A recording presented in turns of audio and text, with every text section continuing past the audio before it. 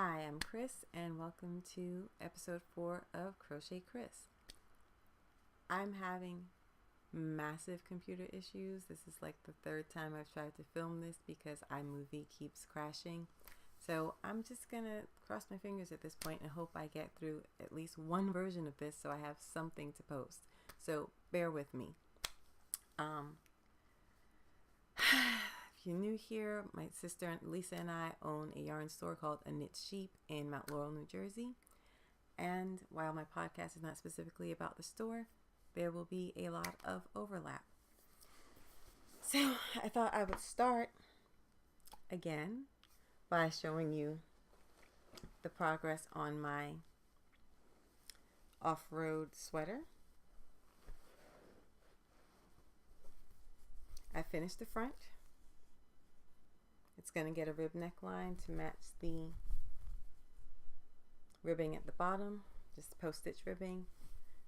The yarn is Machete Shop in the colorway Red Dragon, and the stripes are mini skeins from June Price Fibers.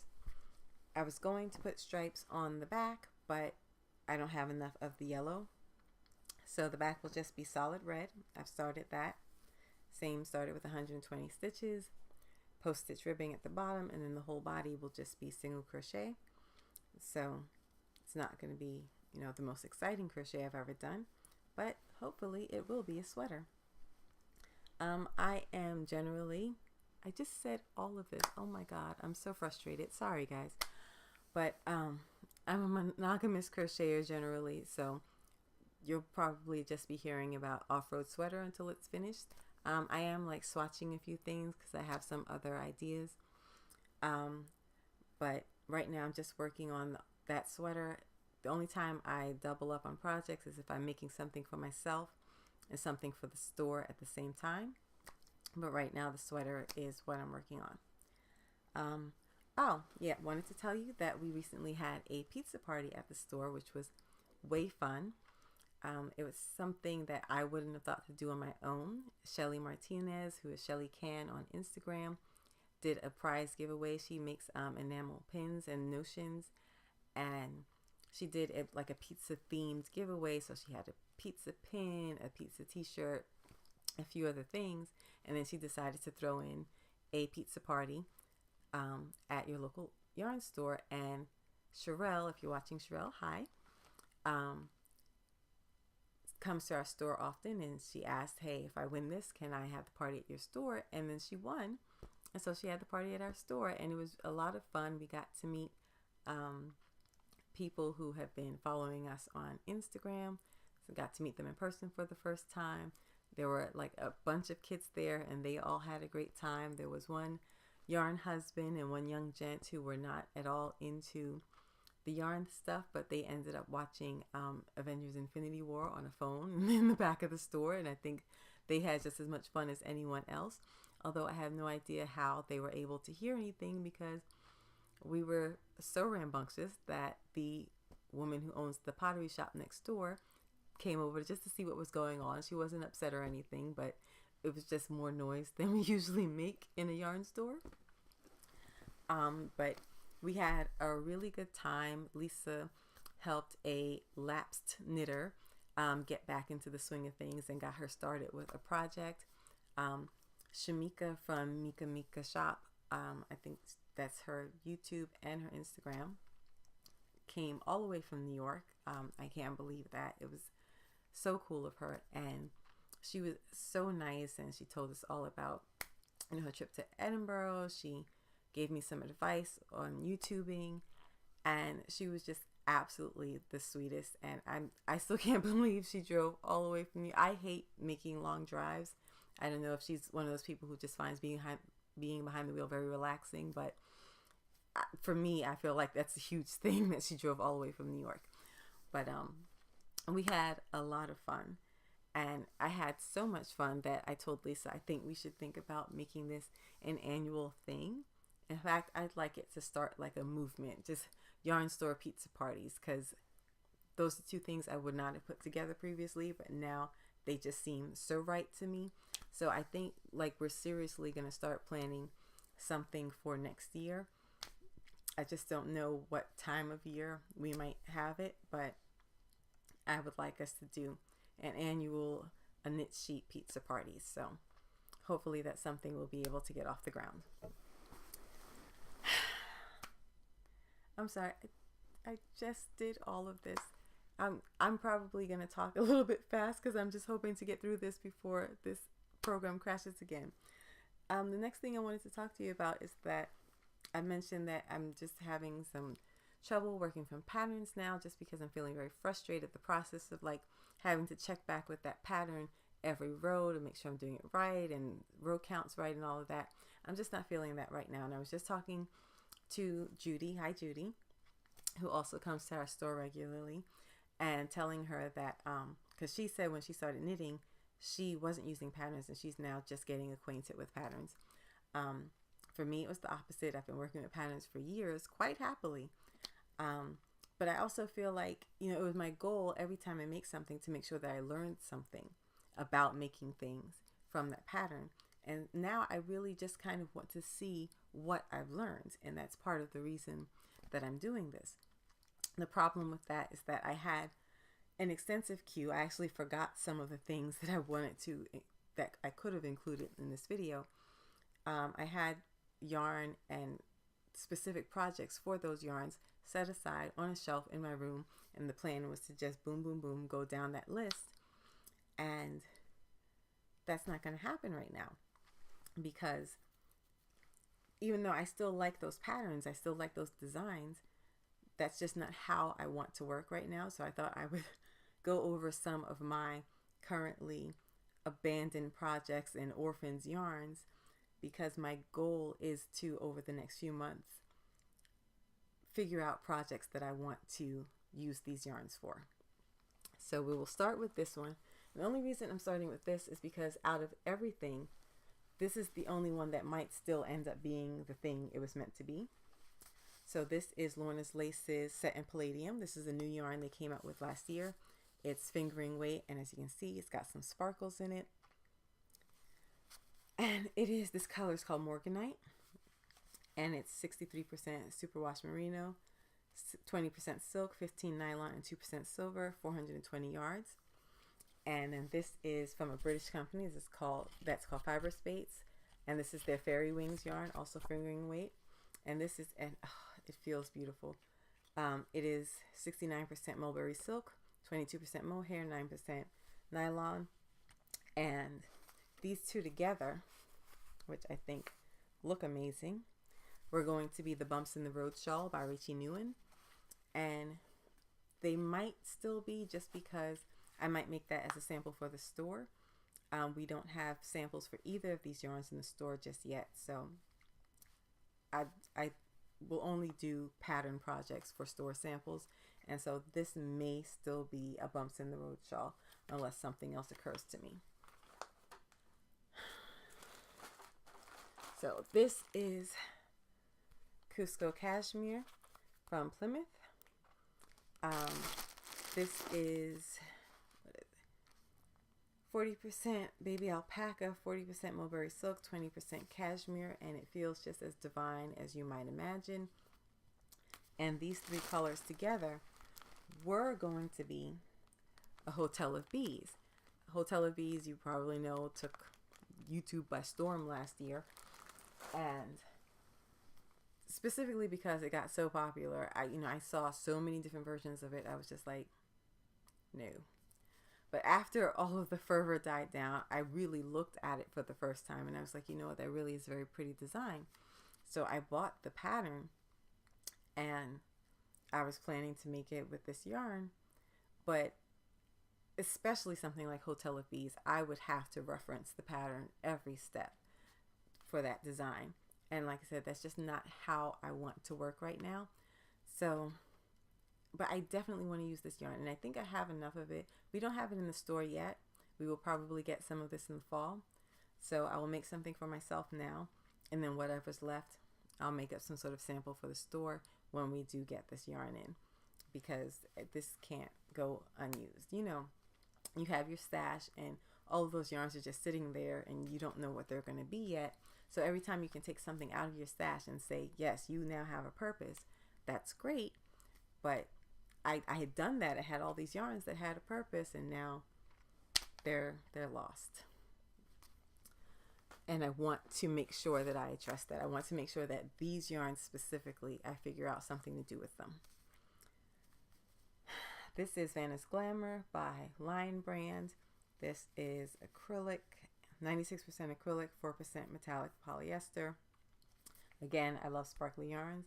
And you can pretty much tell when I got yarns based on whether they're craft store or not, because I was shopping at craft stores almost exclusively. I mean, every once in a while I'd pick up something at like Vogue Knitting Live, or I would visit some of the yarn stores in my area. But I mostly shopped at craft stores until we opened the store. And really part of my job now is exploring these yarns, because I want to be able to speak knowledgeably to my customers about the things that I'm selling them. So I am trying to expose myself to as many different types of fiber and different yarn weights and different hand dyers as possible. So anything from the craft store, I've probably had it for a while. Anything that's not from the craft store is relatively new in my stash. But I actually have quite a bit of this, because I got some at the Lion Brand outlet store in Northern Jersey, and then my sister bought some in the same color, and she ended up giving hers to me. So I definitely have enough to make a garment. I was initially going to make the Glittery Shrug, which is a free pattern on the Lion Brand website, and it's made with this yarn. And I'm thinking I might still make some version of that, just, without a pattern. But I think this color is gonna look amazing on me, and I still want to use this yarn. So hopefully I will find a purpose for that. Cotton Fair from Premier Yarns. This is a 52% cotton, 48% acrylic, and it's another one of those yarns. Nice amount of yardage, just 317 yards. I've worked with this yarn once before, and I made just a cute little summer top. So I like working with it. I like the hands of this yarn. I like how it wears. I didn't get too much pilling or fuzzing, from wearing and washing the top. And I bought this because I actually started the year off with something from my Make 9 list, a top that I'd actually made a similar top before, but I was really struggling with this shirt. It wasn't coming out the right gauge. When I made my swatches, it was too big. I had so many problems with it. And then I realized that the problem was that I had chosen the wrong yarn. The yarn that I bought for it, I bought online, so I didn't get to touch it. I hadn't worked with it before. I bought it sight unseen, and it was not the right yarn for that particular project. So I knew this yarn would work for that top because I'd worked with this yarn before, and I needed something. So actually, this is the yarn that breaks the rule that, my craft store yarns are older than my other yarns, because I did buy this fairly recently. I bought it early this year. My sister gets upset when I buy yarn from any place besides our vendors or potential vendors. She calls it street yarn. So this is some street yarn that I bought recently, but I bought it because I know it'll make a nice version of that top, but now it's not going to be that top, and I've got to figure out something to do with this, and I will, because I actually really like this yarn. I like cotton yarns in general. I have a second ball of this that rolled away, and I'm not going to try to get it, but I think you all know Michael's Loops and Threads wool-like. It's 85% acrylic and 15% nylon, and I have a ton of this stuff because it's like $4 for 678 yards, but I always get sales. You can find some pretty decent sales online on the Michael's website, and I ended up with, I haven't paid more than $2 for a single ball of this, and I have it in maybe 10 to 12 colors. I was going to buy some Yakagani to make the blurred line sweater by Addie Day Designs, and it was going to be pretty pricey. So I looked online, I looked on Ravelry, and I saw that several people had actually made that sweater using this yarn, and I was like, I already have that stuff. So this was supposed to be, I hadn't chosen my colors yet, but this was supposed to be a blurred line sweater, and Now I don't know what it's gonna be. I have so much. I can make a whole capsule wardrobe with not line with loops and threads. Will like I have enough of it to make several garments. I could like make a week's worth of clothes, seriously. But I don't know what I'm gonna do with it. I made a shawl out of it before, and I'm undecided still how I feel about that shawl, although I've been wearing it recently. But I want to use this. I have so much of it. If I don't use it, I'm going to need to donate it or something, because it's a shame to have so much of this yarn and not do anything with it.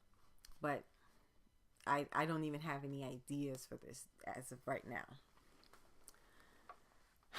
And then the last one, I think this is the last one. I don't remember the name of this pattern, but I will find it, and I'm going to do a show notes blog, because trying to edit stuff into the videos isn't working for me. I really like this yarn. It's the Shepherd Swirl. However, I do not like these colors. When I saw it online, I was like, oh, you should try something new, and you should get some colors that you don't always buy, and there's a reason I don't always buy these colors. I have no idea what I'm going to make out of this that I'd actually want to wear. This was supposed to be a triangle shawl, but I will have to say I became very disenchanted with this pretty early on in the process, as you can see, because this thing, it was going to be like massive.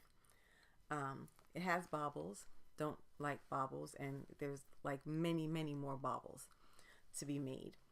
And then I was just like, I don't need another triangle shawl, and I don't want to spend like a lot of time making another triangle shawl. So even though it's a really pretty design, I just didn't enjoy making it at all. So I decided this had been put on timeout quite some time ago, because I think I started this back in February. So if it wasn't in February, it might have been end of January. But I still want to use this yarn. This is my first time working with a Shepherd Swirl. It's also a cotton acrylic. I think this is a 60-40 cotton acrylic, and it's like 1,000 meters. Don't want to let that go to waste. But again, at the moment, I don't have any ideas for what this can be, because like I said, I don't know what I was thinking with that. It's got like some yellow in there. I don't know. So we'll see what that's supposed to be. But I do, like, as I'm working on this project of making things without patterns, I want to address these specific yarns, because I feel like I've taken a step backwards in that I had these assigned to certain projects, and now they no longer are, and I want to get them reassigned. That includes the two works in progress I showed in the previous video, the a slant skirt and the Rainbow Smile sweater. Additionally, there's one thing upstairs that I forgot, and it's this beautiful fingering weight silk yarn that was going to be a crochet fade. But again, I actually started that, and I got really frustrated working from the pattern and decided to just move on from that. But I don't want to move on from that yarn, and I have an idea, I have a rough idea about what I want that yarn to be, and I will talk about that in my next video. So the next thing I wanted to mention to you all is this. This is from Knitter's Pride. Sorry, my video just glitched. It's a 3mm hook. Yes, the elusive 3mm hook. And since I've been working with fingering weight yarns more, I feel like I'm starting to see why they're used so much in European patterns, because sometimes that 3.25mm is a little too big, just a little, and the 2.75 is just a little too small. Now, I am a dedicated Clover or more user. I love those hooks. Before that I was using the Metal Boy hooks, and I was having hand pain, and the Clover or more stopped that hand pain dead in its tracks. I was a little nervous about using another brand. Clover does make hooks in the non-US standard sizes, so they make 2mm, 2.5, and 3mm. However, our US distributor does not carry them. So we got these Knitter's Pride Dreams, and this is a 3mm. We also have the 2.5 and the 2mm in our store now.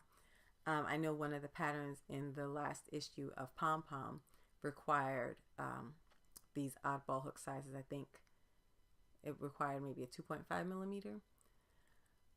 However, I can't really say how I feel about the 3mm hook until I get one from Clover, which I did order on Amazon, because even though I do like these and we've had some of these out in the store for people to try, I'm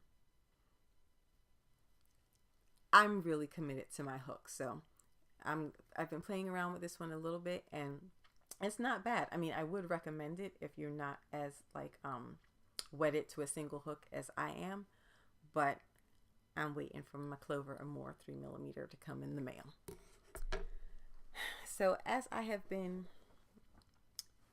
exploring making things on my own, the last video I showed you a book by Dora Orenstein called Creating Crochet Fabrics, and I didn't even realize I had that book. So I went to my shelves to see what else I had that could be useful for me and that I can learn from. And so I just wanted to go over some of the resources that I'm hoping to be able to use as I try to make things without patterns. And if nothing else, I wanted to show you this book, Crochet Every Way Stitch Dictionary. This is also by Dora Orenstein. It's got 125 stitch patterns and a really pretty cover. But this book, as far as I'm concerned, is a game changer, because not only does she show you stitch patterns, you know, we all know stitch dictionaries. They show you that little rectangle, how to make it, and you know what multiples you need for your starting chain. But Dora Orenstein also shows you for every single stitch pattern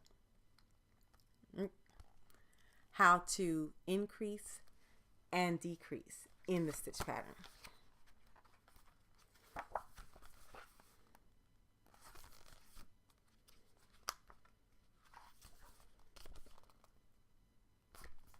I think that is absolutely amazing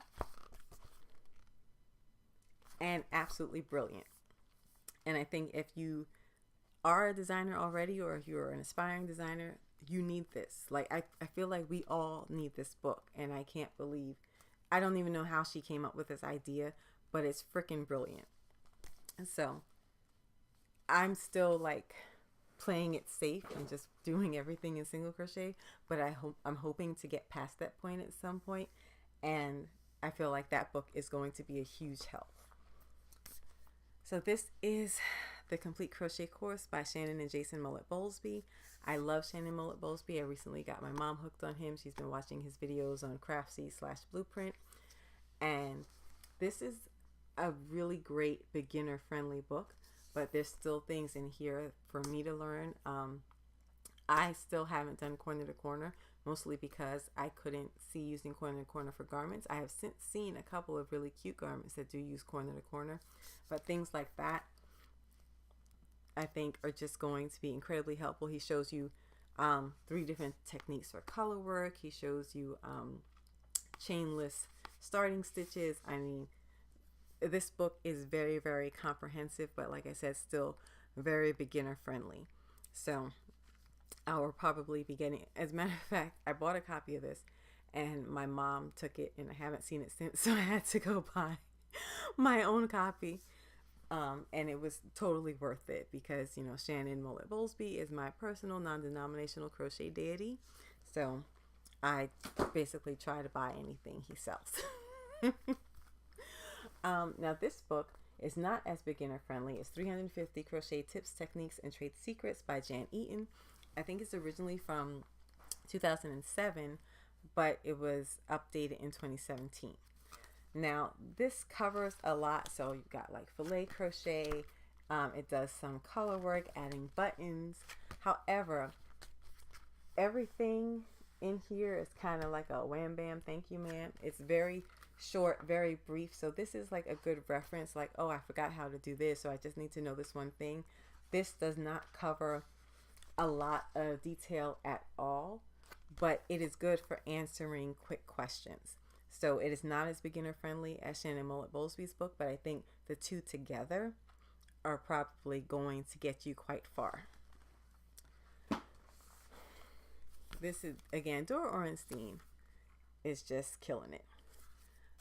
Custom crochet sweaters. I haven't made anything from this book yet. I know I've had it for a while, but she also just talks about different methods of sweater construction and how to ensure you get a proper fit. And it's a small book, but there is a wealth of information in here. I have like been reading through it.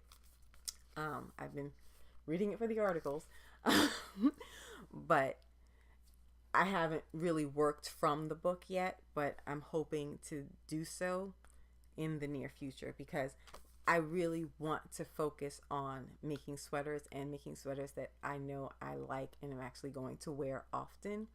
And proper fit is going to play a critical role in that. So I think this is going to be very helpful. And, you know, having a resource that speaks specifically to crocheters is, of course, invaluable.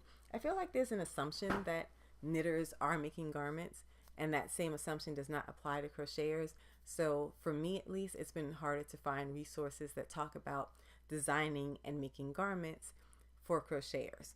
So having books like that from Dora Orenstein are incredible. However, there is one book that is for knitters.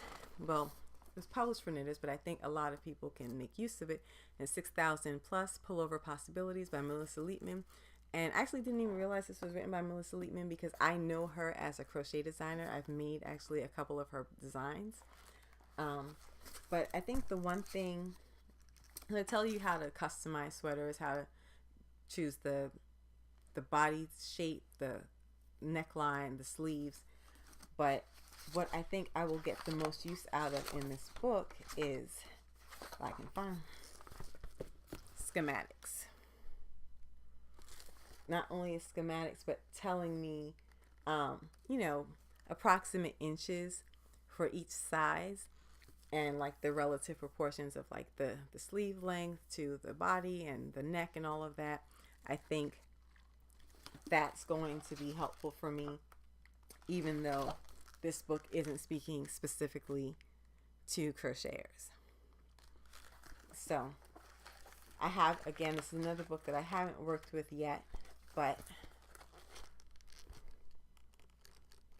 I can't imagine that it won't be helpful while I'm trying to make sweaters. So I haven't used any of these books actually for the off-road sweater because, like I said, I basically just did something that I've done before, which is make a big old block with some drop shoulders. It's really just meant to be a confidence builder, but to that end, so far, it's been helping build my confidence. So those are my resources. Those are my maker plans. I did want to tell you just about one more thing. I maybe overindulged a little bit in yarn buying this month. Not as bad as I did last month at Allentown, but I'm going to have to do way better than this next month. Only next month is my birthday month, so that could be an excuse for me to not do better, but we'll see. I ordered some yarn from a dyer, Whimsical Woods Yarn, I believe she is. And I don't want to tell you yet. I just want you to see it because it's, it's going to be beautiful. But what I will tell you about is that I did sign up for a yarn subscription from Jimmy Bean's Wool. I wanted a subscription club that just sent yarn and didn't do patterns because I'm not doing patterns right now, and so I didn't want to really feel A, like I was wasting my money, or B, feel pressured to use a pattern because I'd spent the money on it. So they had a club that's just yarn, and it's indie dyed yarn, and you get one skein plus an enamel pin with the logo of the dyer, and it seemed like a lot of fun. It's, I think, $30 a month flat, free shipping in the US, and they ship every month between the 21st and the 25th, they said. So I'm hoping that I signed up soon enough so that I can get my first shipment sent out this month. So I will have the yarn hopefully beginning of next month, if not, by the end of May. And I'm really excited about having happy yarn mail. I have no idea what I'm going to get, and that's what I wanted. I wanted to get a surprise every month and then challenge myself to actually try to use it. I won't just be like making one skein projects. I'll, you know, be mixing in things from stash sometimes, but um, I usually start with my yarn first. I pick yarn and then apply a pattern to it, you know, try to find something to make with that yarn. Not picking the yarn for myself is completely new to me and completely unfamiliar, but I'm looking forward to it. I actually signed up for a book subscription club once because, you know, I enjoy reading and I thought, oh, it'll be fun to just get a surprise book in the mail each month. Turns out I didn't like that at all. I don't like people picking my books for me. I feel like I can be a little bit more flexible when it comes to yarn. So I'm really looking forward to this. If you are signed up to any clubs, I know there's Yarn Yay and Knit Crate and a bunch of them out there. Let me know which one you subscribe to and how you like it. And I will be talking about my Jimmy Beans wool subscription. I'm doing right now just like the month to month. So if I decide I don't like it, I'll cancel as opposed to being subscribed for a specific amount of time. And so each month I will just show you what I get, and hopefully by the time I do a video, I might have some kind of plan for how I might use it. I don't know. Or maybe I'll just do an unboxing on camera. I have no idea. But I'm really excited because there's going to be yarn in the mail for me. And I can't wait. So hopefully I'll actually be able to upload this video. I'm not going to try to do any kind of editing. I'm not going to try to put anything on the screen and the captions or whatever. Any information that I need to share with you will either go in the description box below, and when it's up and running, it'll go on my show notes blog. So bear with me as I try to figure out technology. But in the meantime, enjoy whatever you're working on. Tell me, you know what? Yeah, in the comments, tell me what you're making right now. I'm so interested to see what other people are working on out there. And thanks for watching, and stay stitching.